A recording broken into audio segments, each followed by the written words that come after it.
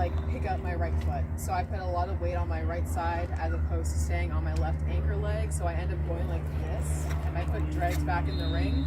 So one thing we're always trying to work on is just staying heavy on the left side and not basically just doing that and then foot right down, making it really simple, making it really easy to execute.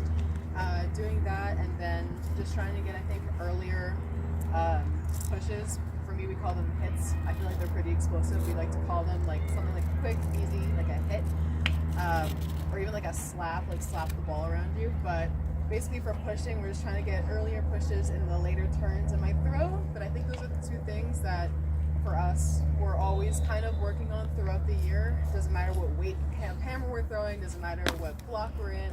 Those are just kind of the things that we're working on.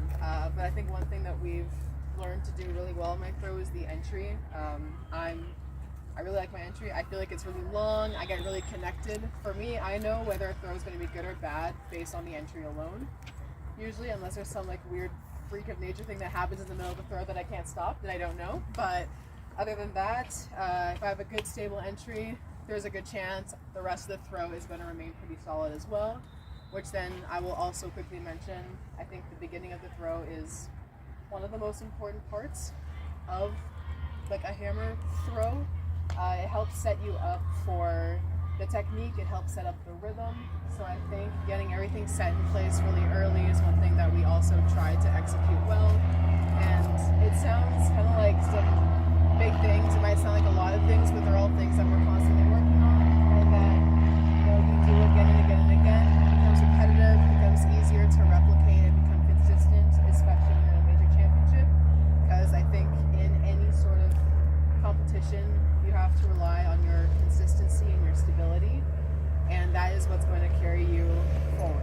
So I think that's for me what I kind of am working on in my training and in this coming block especially. We're just starting up again for this year, so I'm like just finished my second week back to training. I had like 3 weeks off, which is very nice, and now we're getting ready to start hitting it hard again for this coming Olympic year.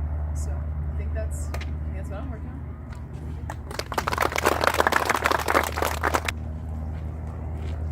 Okay, thank you guys for coming. It's great seeing so many faces. A big thing last year that I worked on was moving my shoulders and the ball over to the left.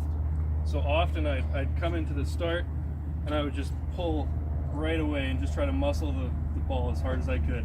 And it would go half the distance as just trying to relax into the throw. So the biggest thing last year for me was just relaxing, staying calm, and letting the ball kind of take me over the left side and keeping this knee over my left foot. And that really set up my throw well.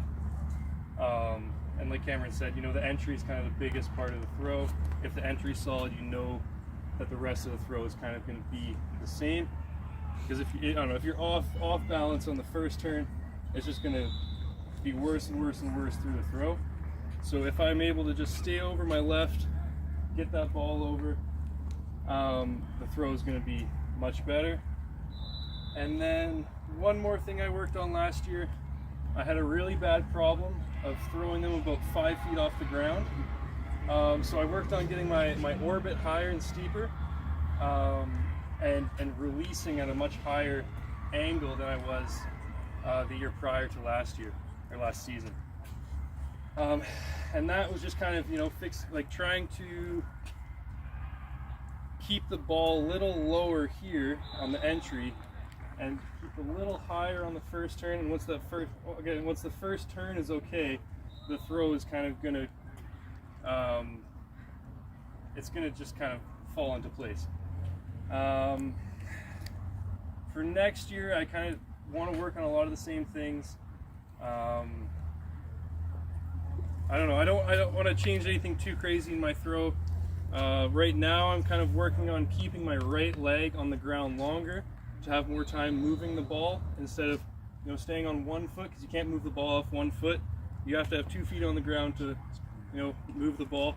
So that's a big cue right now that I'm working on. That I'll probably keep working on for about 6 months until I finally get it. Yeah, but that's about all I got right now.